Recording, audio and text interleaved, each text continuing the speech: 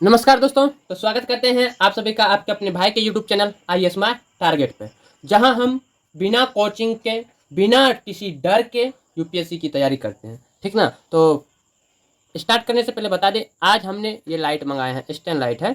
ठीक है।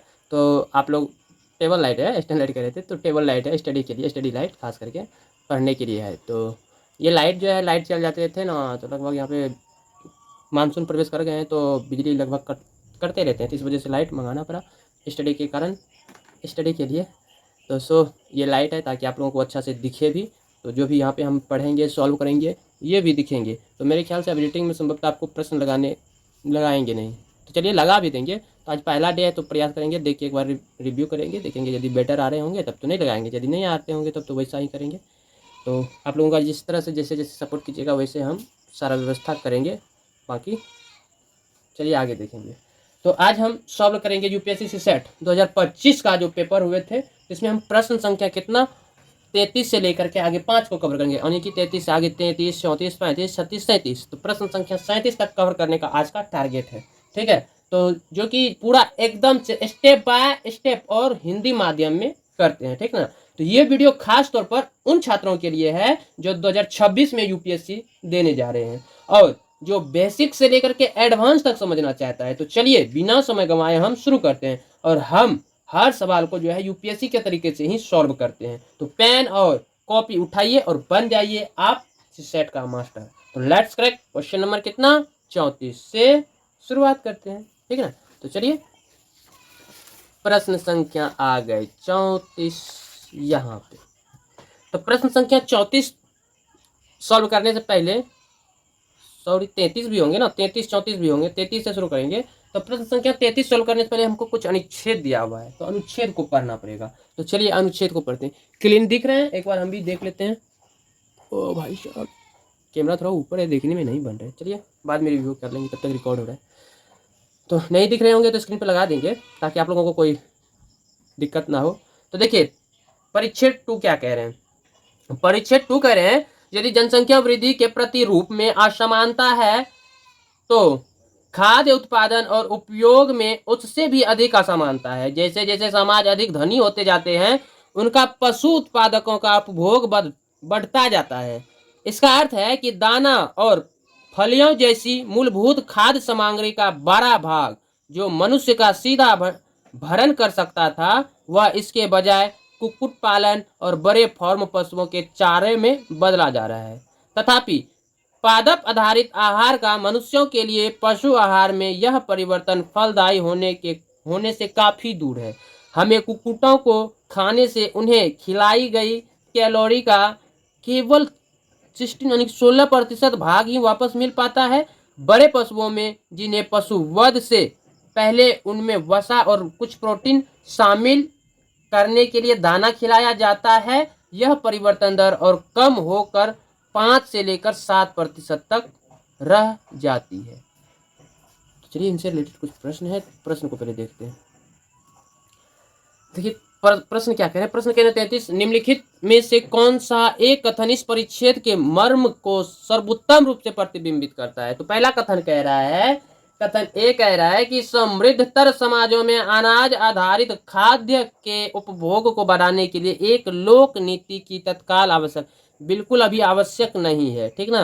वहीं दूसरा कह रहे हैं कि उत्पादन और उपयोग के आधार पर पशु आधारित खाद्य या अनाज पादप आधारित खाद्य से काफी कमी फलदायी है। बिल्कुल सही बात, काफी कमी फलदायी हो रहा है। ठीक ना। यहाँ पे देखिए क्या है, हाँ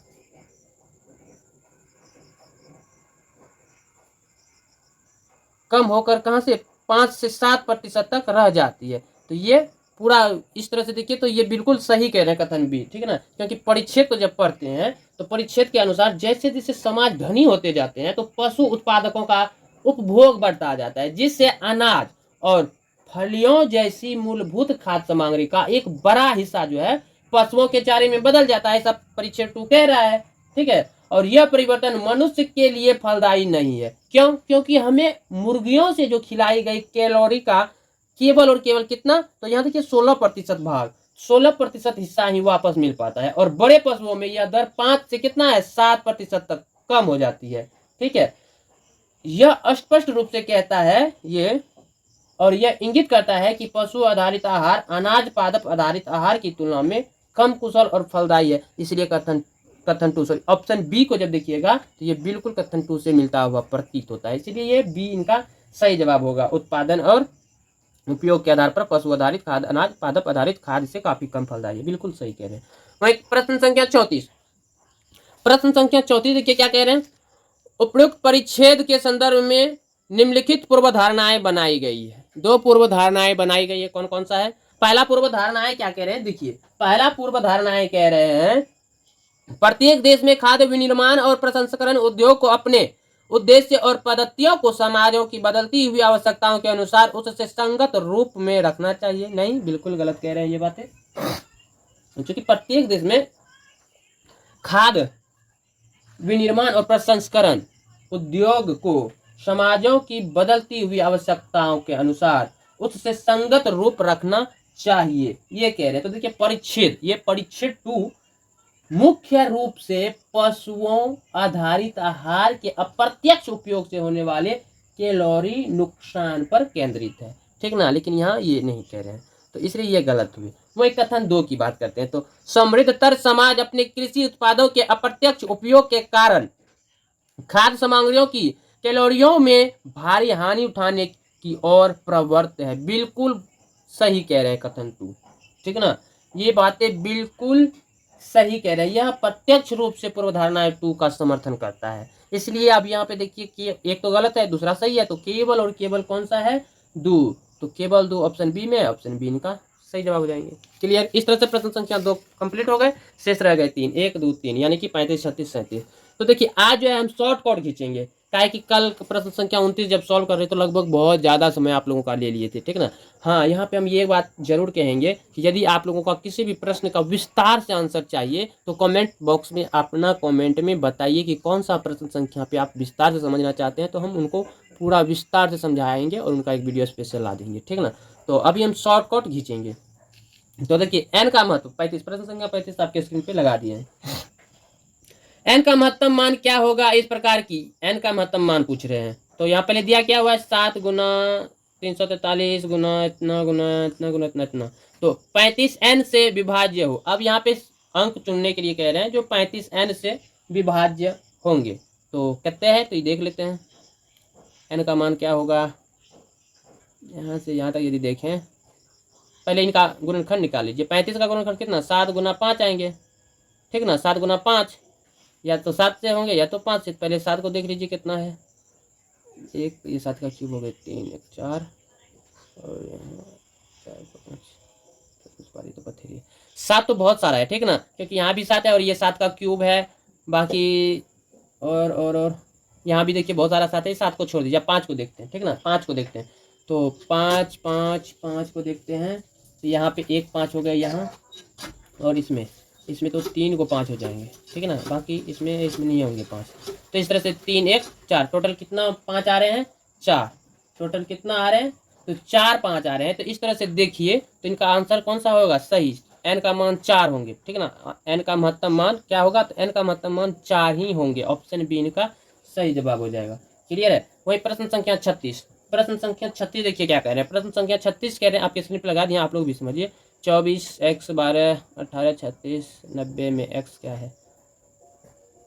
हाँ तो देखिए गाइस यहाँ पे जो है ये किस तरह से हो रहा है, यहाँ पे थोड़ा ये डिफरेंट है, यानी कि यहाँ से जब ये इस जगह पर आएंगे तो ये, और इसके बाद यहाँ जब देखते हैं उसके बाद यहाँ देखते हैं, हमको यहाँ से समझ में आते हैं कि 12 से जब ये करते हैं, 12 से जब ये इधर करते हैं तो देखिए 12 में गुना कीजिए 1.5 से, 1.5 से गुना करते हैं तो 18 मिल जाते हैं, ठीक है। और 18 में गुना कीजिए 2 से, तो 18 दूना 36 मिल जाते हैं, और 36 में गुना कीजिए 2.5 अढ़ाई से। तो इस तरह से देखते हैं तो हाफ हाफ बढ़ रहे हैं, तो अब यहाँ से हाफ कर दीजिए, तो यहाँ 1 से गुना होगा, इसका मतलब 12 का गुना 1 करेंगे तो 12, इसका मतलब यहाँ 12 होंगे।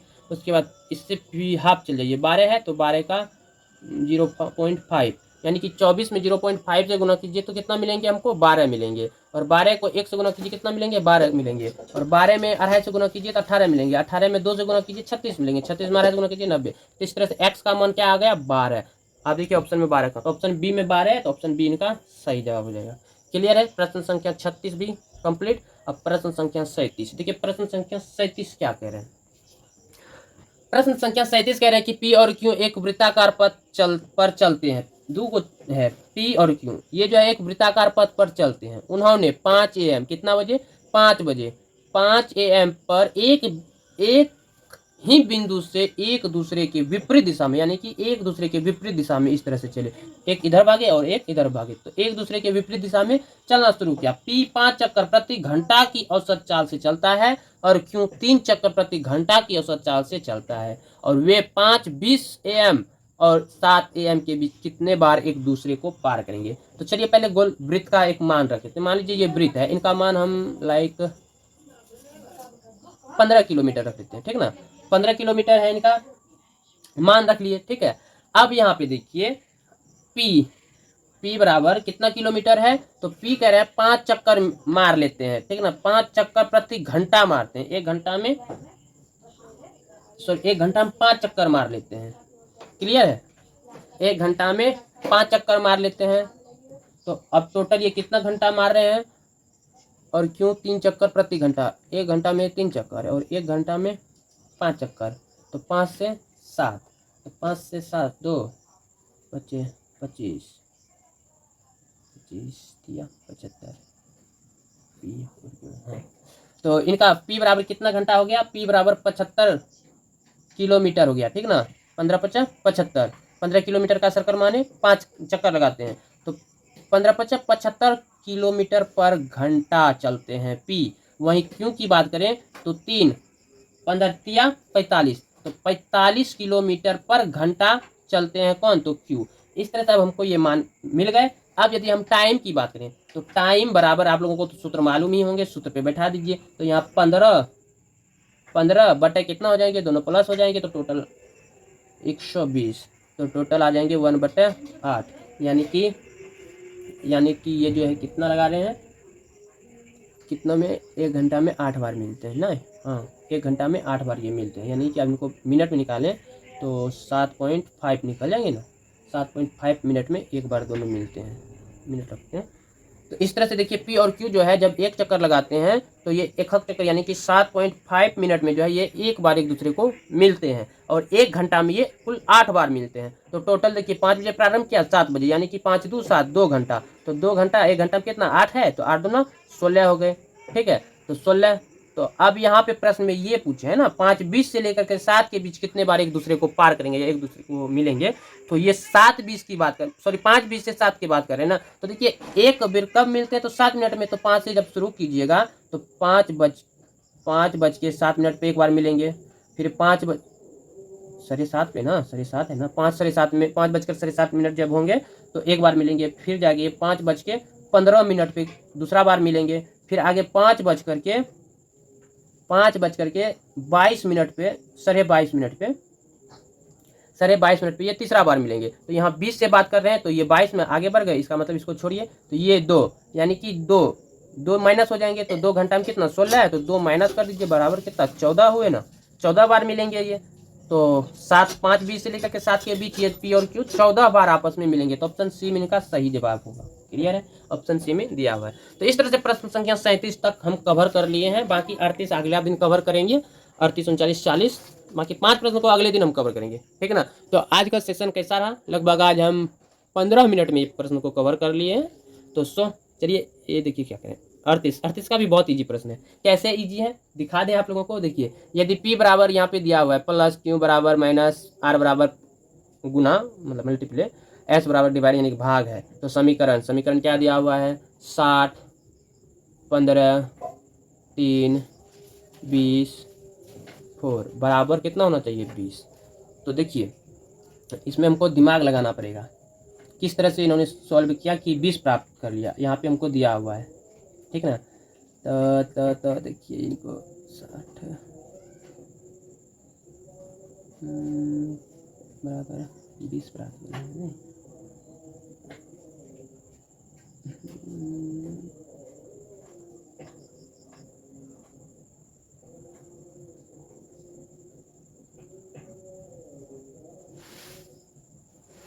यदि हम भागा देते हैं, ठीक है, और यहाँ पे यदि हम जोड़ दे देते हैं और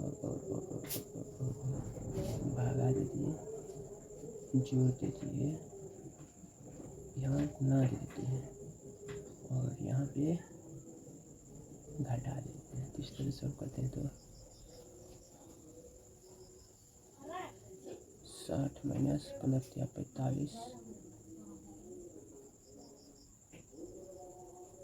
प्लस 5 चौके 20 5 प्लस 59 प्लस माइनस 20 माइनस 40 हाँ यहाँ पे पी माइनस ऑप्शन बी, इनका ऑप्शन बी देखिए मान आप लोग भी पुट कर लीजिए, चेक करना पड़ेगा ठीक है ना, क्योंकि सारा चीज़ यहाँ दिया हुआ है, बस चेक कीजिए, सही आंसर को ढूंढिए। तो ऑप्शन बी मेरे ख्याल से पूरा सही मिल रहे हैं, बाकी जब सॉल्व कीजिएगा समीकरण को तो ऑप्शन बी इनका सही जवाब होंगे। क्लियर है। आगे का प्रश्न अगला दिन देखेंगे। तो आज हम कवर कितना कर लिए, लगभग हम अच्छा खासा कवर कर लिए, 6 प्रश्न आज कवर कर लिए नहीं। हाँ तो कहाँ से 33 34 35 36 37 38 तक 6 प्रश्न को आज कवर कर लिए। बाकी के प्रश्न को अगले दिन हम कवर करेंगे। तो दोस्तों ये थे प्रश्न संख्या 33 से लेकर के 38 तक के शानदार और सटीक हल, ठीक है ना। अगर आपको ये समझ में आया हो तो प्लीज़ भाई वीडियो को ऊपर लाइक जरूर कर दीजिए और कमेंट में पक्का आप लोग जरूर बताइएगा, कोई भी प्रश्न का यदि विस्तार से चाहिए तो वो भी जरूर बताइएगा। बाकी कमेंट में ये बताइए कि आपने कितने सवाल देखने के बाद आपको लगा कि ये कठिन है, ये आसान है, और कहाँ कहाँ आपको दिक्कत आई, कितना सॉल्व किया, ये चीज़ आप लोग कमेंट में बताइए। बाकी अगले वीडियो में हम सवाल संख्या 39 से आगे 5 प्रश्न को कवर करेंगे। तो इसलिए आप हमारे YouTube channel IAS my target को जो है सब्सक्राइब कर लें और बेल आइकन को प्रेस कर लें ताकि अगला वीडियो आप लोगों से मिस ना हो। याद रखिए आप लोगों को डेली कहते हैं अंत में कि प्रैक्टिस नहीं रुकेगी जब तक सिलेक्शन नहीं मिलेगा। तो मिलते हैं अगले वीडियो में। फिलहाल के लिए जय Hind, all the best UPSC 2026 के वॉरियर्स।